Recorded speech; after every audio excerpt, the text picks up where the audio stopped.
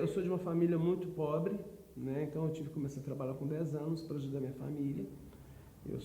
Fiquei órfão com 1 ano e 8 meses.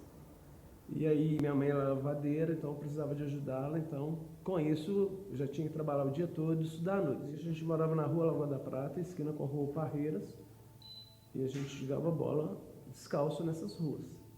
Um dos poucos lazeres que a gente tinha. Então eu jogava descalço nas pedras. Tinha muita gente, alguns já faleceram e tudo. O Robertinho é interessante, o Robertinho hoje ele é um dono de uns depósitos lá na Serra. E a gente jogava nos times adversários. E ele literalmente comprou meu passe para eu jogar no time dele.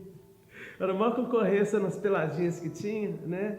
Eu morava na rua Lagoa da Prata, então tinha um time da Lagoa da Prata, eu jogava com o time da rua Parreiras.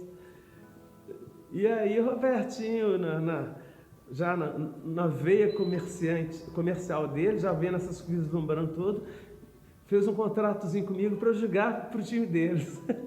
Foi muito legal, a gente tinha uns torneios, estava com suco, chup-chup, picolé, aquela coisa. Com 11 anos, mais ou menos, eu fui para o Nacional, que era um bairro, um time lá de futsal, na época falava futebol de salão, né? No bairro Salgado Filho. E o bairro Salgado Filho, na época, já tinha uma veia esportiva muito grande.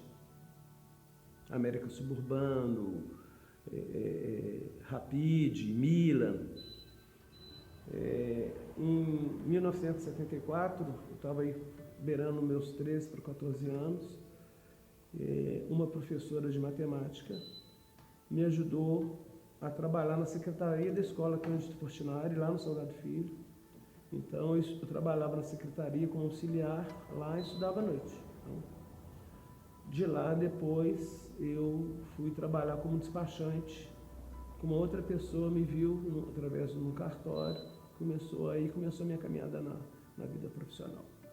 Trabalhei como despachante com o Augusto no cartório Rodrigo Zacunha. De lá, o Geraldo Magela Santana, que trabalhava com o Grupo Boati Simão, empresa Pampulha, conhecendo e vendo a nossa luta, me deu uma oportunidade e aí eu fui trabalhar na empresa Pampulha com o Grupo Boati Simão. Trabalhei lá de 79 até 82. Eu realmente tive uma vida muito difícil. Então tinha dia que a gente ia dormir mais cedo porque a gente não tinha o que comer. Muitas vezes um chinelo, um lápis, um caderno, um livro, eu tinha porque alguém me dava. Parente, ou um tio, um vizinho. Minha vida foi muito sofrida nesse sentido, mesmo. Né? Então, assim, tanto que eu fui criado com minha avó e com meus tios. Né? Que minha mãe era lavadeira, ela trabalhava como diarista. A gente trabalhava de dia para ganhar alguma coisa para a gente comprar uns quilinhos para comer à noite. Então, assim, até 82, quando eu entrei para o BNH, aí foi o divisor de águas da minha vida. Que aí meu salário, eu bancava tudo de casa, água, luz, alimento, gás e tudo, e aí dava para viver. Mas antes disso foi pesado. Eu consegui ser aprovado nesse concurso, entre alguns outros que eu passei, e aí eu comecei a trabalhar no BNH. Trabalhei lá até 1986, quando ele foi incorporado pela Caixa Econômica Federal. Na Caixa Econômica Federal, eu trabalhei até maio do ano passado, quando já tinha me aposentado. É impressionante que minha avó e minha mãe, duas guerreiras, né? Elas, com toda essa luta, a gente nunca foi triste. A gente sempre acreditou na honestidade, no trabalho, entendeu? Com todas essas dificuldades, assim, a tristeza não foi uma constante na nossa vida, não. A gente não tinha esse negócio de cabeça para baixo, não. Levanta a cabeça e vamos trabalhar, nós vamos melhorar, otimismo ali. Isso aí sempre teve. Isso é um grande álibi para a gente poder avançar na vida. Às vezes a gente vê as pessoas com algumas dificuldades, com algumas coisas e se entregando. Não. Então, assim, eu sempre fui muito determinado, né? Se eu vou pensar, pobre, preto, né? E muita discriminação, muita luta. Então você sempre tendo que mostrar que você é bom para você sobreviver. Só que tem que, no longo da caminhada também, a gente aprendeu que a gente tem que dar passos pequenos, mas consistentes. Então, com isso, a gente sempre progride, a gente sempre evolui, né? Como ser humano, como pessoa. A minha esposa, ela, na realidade, ela era minha vizinha, no Salgado Filho, e a gente morávamos perto e não nos conhecíamos. Não sabíamos da existência de um do outro, né? E nas festinhas do bairro foi que a gente se conheceu. Em 95, quando eu casei, eu mudei para o bairro Havaí. Morei lá 1 ano e depois que eu vim para o bairro Buritis. A gente tem muitas histórias que as pessoas vinham para nadar, para passear, para fazer algumas estripulias no bairro, mas assim, eu particularmente não participei dessas ações. Eu sempre fui muito de ter esse viés solidário e voluntário, de espírito fraterno, a gente foi criado na igreja católica, ajuda aqui, ajuda ali, etc e tal. Desde 95 eu sou kardecista, mas a gente continua com alguns viés.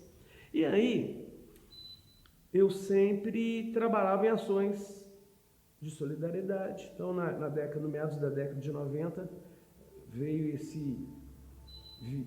essa vertente de trabalho voluntário, acendeu no Brasil, né? E veio a época do Betinho, Natal Sem Fome, 94 a 95, e a gente iniciou esse movimento na Caixa Econômica Federal, moradia, cidadania, essas questões todas. Bom, em 99 eu tive câncer, fui desenganado pelos médicos, e eu fiquei 2 anos no período de quimioterapia, radioterapia, cirurgias. Meu filho tinha nascido, ele estava com 1 mês, e a gente deu a continuada, tive que dar um stand-by na minha vida, né, porque fiquei focado em tratar, que a coisa foi um processo realmente traumático, difícil. E quando eu voltei, quando eu melhorei em 2002, quando eu voltei, a gente continuou com alguns trabalhos voluntários, e a gente já começou a ter preocupação em atuar voluntariamente onde que a gente morava, né? E aí, nesse período, eu já estava no Buritis. Então, aí meu filho foi crescendo, e aí naquela brincadeira, levam ele para o futebol, leva um amigo dele, outro, aí brincando eu estava com 3, 4, 5, 6 meninos. O que aconteceu? Ele foi crescendo, e a gente foi brincando de jogar futebol, aí leva um menino, outro, a gente começou na escolinha lá no Estrela d'Alva, ele com 5 para 6 anos, e foi quando a gente já começou a ter um viés de pensar em alguma coisa. E as pessoas falaram, pô, mas você joga bola, você gosta tanto, por que você não faz um curso de técnico de futebol? Por que você não investe nisso? Né? Ao vendo o que acontece nas escolinhas, a gente realmente chegou à conclusão que fazer o que todo mundo fazia era possível, até melhor. O Vanderlei Luxemburgo estava no Galo, a gente fez o curso de técnico então, e aí eu comecei a ajudar no COC, que era a escola onde o André Luiz, meu filho, estava. Ele passou na seletiva de lá, foi goleiro, eu comecei como auxiliar técnico lá. E aí fiquei durante uns 2 anos com o Gildo e alguns outros professores, ao ver todo aquele processo de seleção e de exclusão, né? Porque você, numa seletiva de escola, são vários meninos, você seleciona alguns e o resto. Falei, olha, eu vou sair de ficar ajudando o COC, né, que eu estou tirando a oportunidade de um estagiário, estou atuando na área de educação física, e vou abrir um projeto que a gente faz a integração desses meninos, e aí você tem a oportunidade de abraçar os meninos que são excluídos das seletivas da escola. É o menino que é ruim de bola, é o menino que é o gordinho, é o menino que não sabe jogar, que todo mundo não quer tocar para ele. Então aí veio essa perspectiva de abrir o projeto olhando a todo tipo de carência. Então, aí foi legal porque a gente veio com menino, com menina, quem sabe jogar, quem não sabe, quem pode, quem tem, quem não tem. Né? Tem muitos meninos, por exemplo, que a gente percebe até hoje que o pai não tem tempo, ou quando tem tempo não quer estar. Então a gente fez, nesse somatório dessas carências, de tempo, de amizade, etc., a gente começou esse projeto. E essa é essa ideia.